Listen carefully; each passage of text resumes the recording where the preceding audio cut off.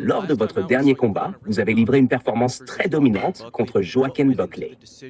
Qu'est-ce qui a motivé votre décision de monter chez les poids moyens? C'est simplement l'opportunité qui s'est présentée. J'aime plaisanter en disant que je suis devenu un combattant de la catégorie là où il y a de l'argent. Donc, si le combat est chez les welter, je le prends. Si c'est chez les poids moyens, je le prends aussi. Pensez-vous que le chemin vers la ceinture chez les poids moyens est plus facile qu'il ne l'était à 170 livres? Non, je ne dirais pas que c'est plus facile. Je dirais simplement que ça avait du sens. Évidemment, je voulais le combat contre Islam Makhachev. On en a déjà parlé, et je pensais que c'était ce qui allait se faire ensuite.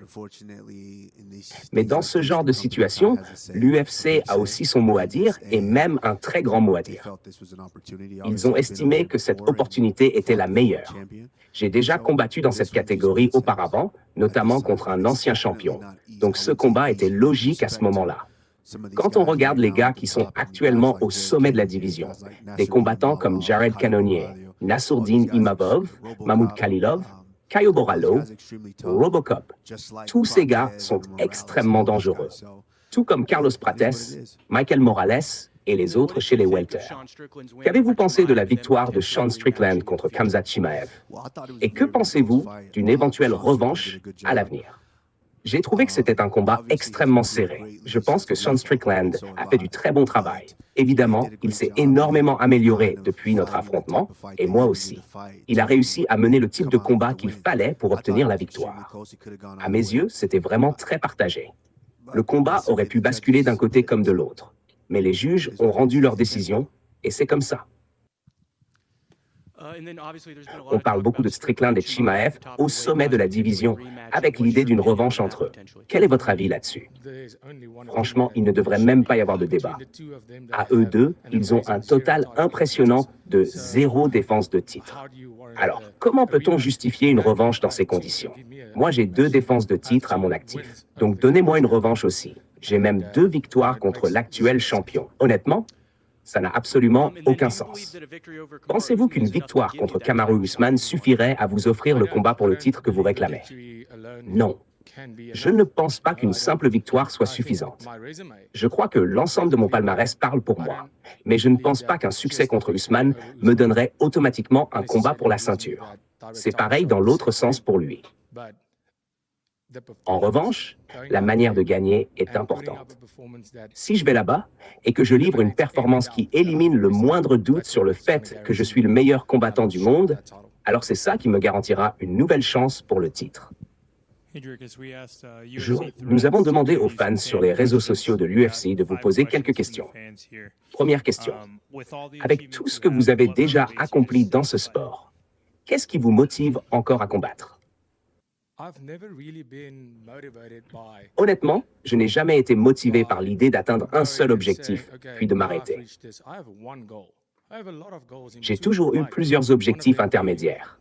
L'un d'eux était de devenir champion de l'UFC, ce qui est évidemment un accomplissement énorme. Mais dans chaque organisation où j'ai combattu, j'ai fini par devenir champion. Cet objectif-là, je l'ai déjà coché. Cependant, il y a un objectif principal qui me guide depuis le premier jour où j'ai commencé ce sport. C'est lui qui me garde concentré et qui continue à me motiver. Nous avons demandé aux fans sur Threads de l'UFC de vous proposer quelques questions. Voici ce qu'ils ont trouvé. Si vous pouviez faire du sparring avec n'importe quel combattant de n'importe quelle époque, qui choisiriez-vous? Georges St-Pierre. Parce que Georges est quelqu'un que j'admire énormément. C'est un combattant que j'ai regardé pendant des années, que je considère comme l'un des meilleurs de tous les temps. Aujourd'hui, c'est aussi un bon ami. Quand tu es jeune et que tu montes dans ce sport, tu rêves de ce genre d'opportunité. À un moment de ma carrière, il y avait une possibilité que quelque chose se concrétise entre nous. Mais avoir eu la chance de le rencontrer, de l'observer de près et d'apprendre de ses méthodes de travail, de sa façon d'aborder les choses, ça a été incroyable. La manière dont je travaille aujourd'hui avec mon équipe est influencée par ce que j'ai appris en le regardant. Y aura-t-il un épisode du podcast cette semaine? Et si oui, qui sera l'invité. Pour notre podcast Pound for Pound, on essaye toujours. Le problème, c'est qu'on n'arrive pas à mettre la main sur Henry. Comme vous le savez, Henry a beaucoup voyagé récemment et il a combattu la semaine dernière. Donc, pour l'instant, on n'arrive pas à le bloquer pour enregistrer. Mais oui, on essaie de préparer quelque chose. Et pour répondre à la question sur l'invité, cette semaine, l'invité, c'est moi. Après ce combat, vous devez choisir une seule personne pour la suite. Carlos Prates, Ian Machado Gary ou Islam Makhachev. Qui choisissez-vous? Mais ma réponse serait Sean Strickland. Honnêtement, c'est ce qui a le plus de sens. C'est un choix assez évident. Donc, Sean Strickland ou Islam Makhachev. Si Islam est toujours champion à ce moment-là, ce que je pense qu'il sera, pensez-vous que devenir double champion vous ferait entrer dans le top 5 des plus grands combattants de tous les temps? Pour être honnête, dans ma tête, je me considère déjà comme l'un des meilleurs. Quand on est un athlète de très haut niveau, on doit avoir cette confiance en soi. Donc oui, au fond de moi, je pense déjà faire partie de cette conversation. Mais devenir double champion, c'est le seul club dans lequel je ne suis pas encore entré. Et j'aimerais vraiment y entrer. J'aime faire partie de tous les clubs possibles dans ce sport. Bon, sauf celui de mon frère Justin, qui est, comme je l'ai déjà dit, le combattant le plus décoré que l'UFC ait jamais eu. Lui, il est dans une catégorie à part. Avez-vous déjà envisagé de monter chez les poids mi-lourds de 13 kg? Et comment pensez-vous vous mesurer à des combattants comme Jiri Prochazka? Absolument. C'est quelque chose qui a déjà été envisagé. Mais j'ai perdu mon titre et aujourd'hui, il n'y a qu'une seule priorité, récupérer ma ceinture. Ensuite, oui, à 100%, je monterai chez les mi-lourds. On voit de plus en plus de combattants faire ce choix. Des gars comme Robert Whittaker, Reinier de Ridder et d'autres montent de catégorie. Je pense que le sport évolue dans cette direction depuis longtemps, notamment à cause des énormes pertes de poids imposées aux combattants. Je suis très grand et très massif pour la catégorie des 84 kilos, mais malgré ça, je fais encore le poids sans difficulté. À mon âge actuel, je suis toujours très à l'aise chez les poids moyens. Et surtout, j'ai encore une mission à accomplir ici. Je ne vais pas fuir vers les 93 kilos. Vous êtes entré dans l'histoire en devenant le premier Sud-Africain à remporter un titre UFC lorsque vous avez battu Sean Strickland. Quand vous repensez à ce moment, qu'est-ce que vous ressentez? Franchement, il y avait tellement d'accomplissements réunis dans ce moment. Personnellement, c'était l'aboutissement d'un rêve poursuivi pendant 15 ans. 15 années à travailler chaque jour, à me battre, à faire des sacrifices pour atteindre cet objectif. Pouvoir enfin me présenter comme champion du monde de l'UFC. Quand je pense au nombre d'heures investies pour y arriver, c'était complètement irréel. C'était incroyable. C'était l'un des plus grands moments de ma vie. En fait, non. C'était le plus grand moment de ma vie jusqu'à présent. Et puis, il y avait aussi la fierté de devenir le premier champion sud-africain de l'histoire de l'UFC. Porter le drapeau de mon pays sur mes épaules, voir toute une nation se rassembler derrière moi grâce au sport, voir l'amour que les gens me témoignaient et la fierté qu'ils ressentaient pour leur pays et pour l'un des leurs. C'était tout simplement extraordinaire. Quand je suis rentré en Afrique du Sud, l'accueil à l'aéroport était incroyable. À ce moment-là, j'ai compris que chaque journée de travail, chaque sacrifice, chaque goutte de sang, chaque goutte de sueur et chaque larme versée pour atteindre ce rêve en valait la peine. En tant qu'ancien champion des poids welter, pensez-vous qu'Islam Makhachev pourrait faire ce que vous avez fait et monter chez les poids moyens à un moment de sa carrière? Je ne sais pas vraiment. Bien sûr, je pense qu'Islam est un combattant exceptionnel. Franchement, je pense qu'il est capable de faire à peu près tout ce qu'il veut. Quand les gens disaient « il est trop petit pour monter chez les welters », je répondais « je ne pense pas ». Je crois qu'Islam peut réussir ce défi. Donc oui, je pense qu'il peut faire ce qu'il veut. Mais pour l'instant, je suis concentré sur moi-même. Pensez-vous qu'on vous reverra un jour combattre à 67 kilos, 170 pounds? Ou est-ce que les poids moyens, 185 pounds, sont désormais votre nouvelle maison? Je suis un combattant de la catégorie là où est l'argent. Quand vous avez vu avec quelle facilité Khamzat Chimaev a réussi à contrôler Dricus au sol, est-ce que ça vous a donné davantage de confiance avant ce combat? Je ne dirais pas que ça m'a donné plus de confiance. Beaucoup de gens regardent ça en se disant « tu es lutteur, donc tu vas simplement le mettre au sol et lutter avec lui ». Mais ce n'est pas aussi simple. Quand j'analyse un combat, Je ne me contente pas de voir ce qu'un autre combattant a réussi à faire et de me dire que je vais faire exactement la même chose. Chaque affrontement est différent. Chaque style est différent. Chaque combattant est différent. Et il y a quelque chose que les gens ne comprennent pas vraiment, à moins d'être dans la cage. Il y a aussi une dimension spirituelle. Tu dois affronter l'esprit de ton adversaire. Ce n'est pas parce que Chimaev a eu du succès de cette manière que le prochain lutteur en aura autant. Tout dépend de la manière dont il va gérer mon esprit, mon énergie, ma présence. Je suis différent. Peut-être que ce sera un combat essentiellement debout, peut-être que je vais le démonter en striking, peut-être que je vais le mettre au sol, peut-être que ce sera complètement autre chose. Je respecte son mental. C'est un combattant coriace. Il est grand, puissant, solide. Kamaru était assis ici il y a un instant et je lui ai parlé de vos déclarations. Vous aviez dit qu'il était logique pour vous d'affronter un lutteur parce que cela vous permettrait de prouver que vous pouvez battre ce type de combattant.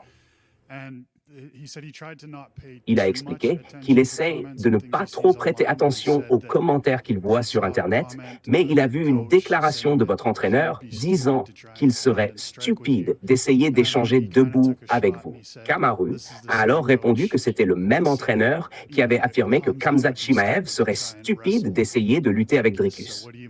Que pensez-vous de ce genre de remarques? Oui, enfin, qu'est-ce qu'il voudrait que mon entraîneur dise?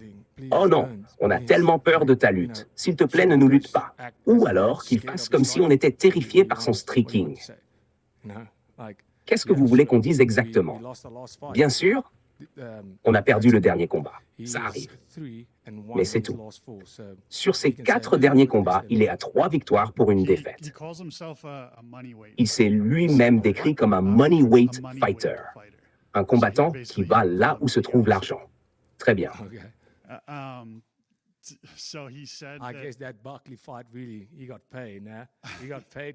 Il a dit que l'UFC ne voulait pas faire le combat contre Islam Makhachev à 67 kilos. Alors il est monté chez les moyens parce que c'était une bonne opportunité et que l'UFC trouvait que ça avait du sens. Alors je me demande, est-il vraiment engagé à 100% dans cette division quand il dit des choses comme « Je suis un combattant de la catégorie où est l'argent ». Écoute, chacun fait ce qu'il veut. Tu peux dire ce que tu veux pour aller chercher l'argent, aucun problème. Mais soyons honnêtes, et comme je l'ai déjà dit, c'est un combattant incroyable, un futur membre du Hall of Fame. Il a accompli de grandes choses dans ce sport.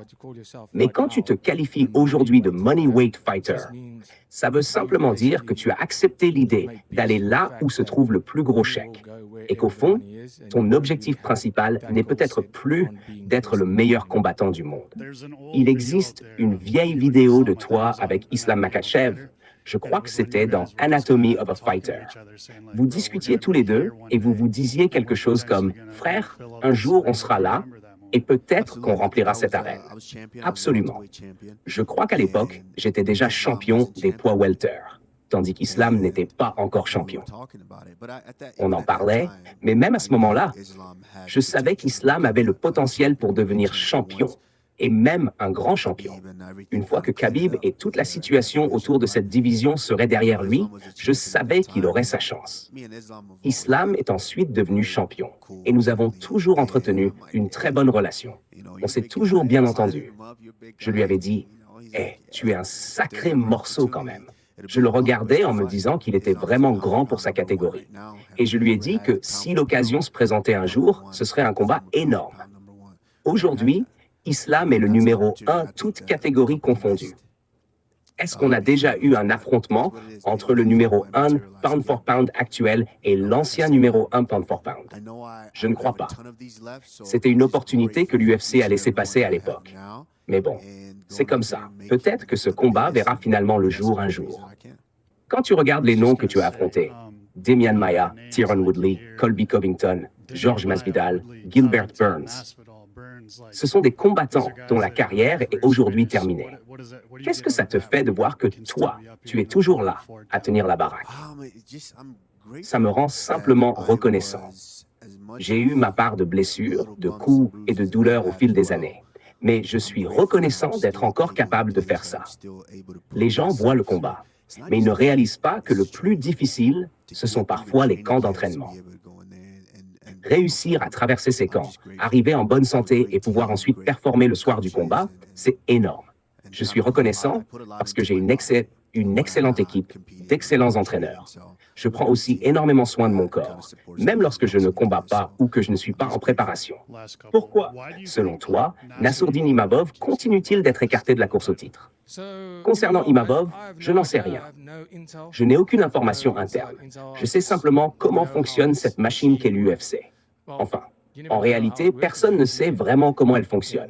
Mais quand tu fais partie du système, tu comprends certaines choses. L'UFC n'aime pas quand des combattants refusent de s'affronter. On l'a déjà vu avec certains cas. Je comprends le point de vue des combattants, mais l'UFC veut que les meilleurs affrontent les meilleurs. Et d'un point de vue commercial, c'est logique aussi. Si tout le monde considère que deux gars sont les meilleurs de la division, alors ils doivent se battre. Dans le cas de Nassourdine Imavov, lorsqu'il a dit « Khamzat et moi sommes comme des frères », je ne vais pas le combattre. Alors que c'était justement le combat qui devait être organisé, ça n'a probablement pas aidé. Ils ne s'entraînent même pas ensemble. Ils ne viennent même pas du même pays ni de la même salle. Pourtant, il a refusé parce qu'ils sont proches. Et l'UFC n'aime pas ce genre de situation. Je pense sincèrement que c'est une des principales raisons pour lesquelles il a été mis de côté à plusieurs reprises. Et honnêtement, je peux comprendre pourquoi. Quand l'opportunité pour le titre se présente, tu l'acceptes ou tu la refuses. Mais la division doit continuer à avancer. Je pense que c'est pour cette raison qu'il a été dépassé plusieurs fois. Et combien de temps va-t-il encore attendre?